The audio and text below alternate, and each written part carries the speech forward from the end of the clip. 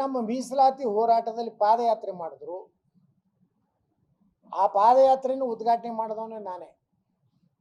ಅವಾಗ ಸ್ವಾಮಿಗಳಿಗೆ ಒಂದು ಷರತ್ತು ಹಾಕಿದ್ದೆ ನಾನು, ನೀವು ಹೋರಾಟ ಬೆಂಗಳೂರವರೆಗೆ ಮಾಡಬೇಕು, ಮಧ್ಯದಲ್ಲಿ ಯಾರೋ ಬಂದು ನಿಮ್ಗೆ ಆಸೆ ಆಮಿಸಿ ತೋರಿಸ್ತಾರೆ, ನಿಮ್ಗೆ ದೊಡ್ಡ ಮಟ್ಟಕ್ಕೆ ದೊಡ್ಡ ಹಣ ಕೊಡ್ತೀವಿ, ನೀವು ವಾಪಸ್ ತಗೋರಿ, ಇದಕ್ಕೆ ಯಾವುದಕ್ಕರಿ ಈಲ್ಡ್ ಆದರೆ ನಾನು ಇದು ಬರೋದಿಲ್ಲ ಅಂತ ಹೇಳಿದಾಗ ಪಾಪ ಸ್ವಾಮಿಗಳು ಸುಮಾರು 700 ಕಿಲೋಮೀಟರ್ ಕೂಡಲ ಸಂಗಮದ ಪಾದಯಾತ್ರೆ ಮಾಡಿದ್ರು. ಯಾರ ಕಡೆನೂ ದುಡ್ಡು ತಗೋಲಿಲ್ಲ.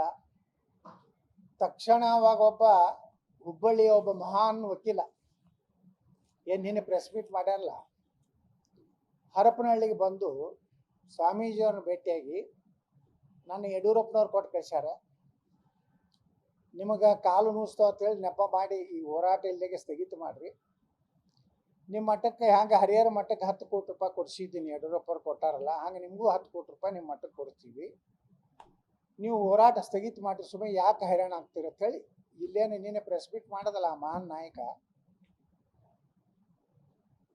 ಅವತ್ತು ನಾನು ಅಲ್ಲೇ ಇದ್ದೆ. ಹರಪನಹಳ್ಳಿ ಸಭೆಯಲ್ಲಿ ಮುಗಿದ ಮ್ಯಾಗ ಇವರು ಹೇಳಿದ್ರು ಗುರುಗಳು ಹಿಂಗೆ ಬಂದಿದ್ದ, ಹಿಂಗೆ ನನಗೆ ಆಸೆ ಆಮಿಸ್ ಹಚ್ಚದ.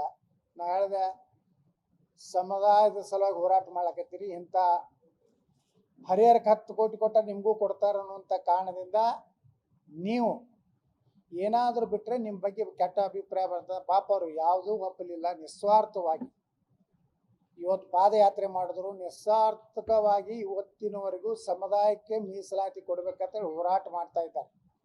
ಅವ್ರು ಯಾರ ಕಡೆಯಿಂದ ದುಡ್ಡು ತಗೋದಿಲ್ಲ, ಯಾರ ಕಡೆಯಿಂದ ದುಡ್ಡಿನ ಆಮಿಷಕ್ಕೆ ಒಳಗಾಗುವಂಥವ್ರಲ್ಲ. ಸಮುದಾಯದ ಯಾವುದೇ ವ್ಯಕ್ತಿಗೆ, ಅದು ಕಾಂಗ್ರೆಸ್ ಇರಲಿ, JDS ಇರಲಿ, BJP ಇರಲಿ, ಯಾವುದೇ ಸಮುದಾಯದ ವ್ಯಕ್ತಿಗಳಿಗೆ ಅನ್ಯಾಯ ಆದಾಗ ಅವ್ರ ಬಗ್ಗೆ ಪ್ರತಿಭಟನೆ ಮಾಡ್ಯಾರ.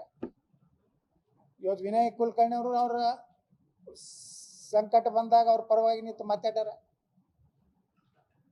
ಅಲ್ಲಿ ಒಬ್ಬ ಅದಾನ, ಅಲ್ಲಿ ಬಿಜಾಪುರ ಬಾಗಲಕೋಟದಾಗ ಅವ್ನ ಹೆಂಡತಿ ಟಿಕೆಟ್ ತಗೊಳಕ್ಕೂ ಸಹಿತ ಗುರುಗಳನ್ನ ದಿಲ್ಲಿ ಕರ್ಕೊಂಡು ಹೋಗಿದ್ದೆ, ಖರ್ಗೆ ಅವ್ರನ್ನ ಭೇಟಿ ಮಾಡಿಸಿ ಭಾಳ ದೊಡ್ಡ ಸಮುದಾಯ ನಮಗೆ ಟಿಕೆಟ್ ತಗೊಳ್ರಿ ಅಂತೇಳಿ.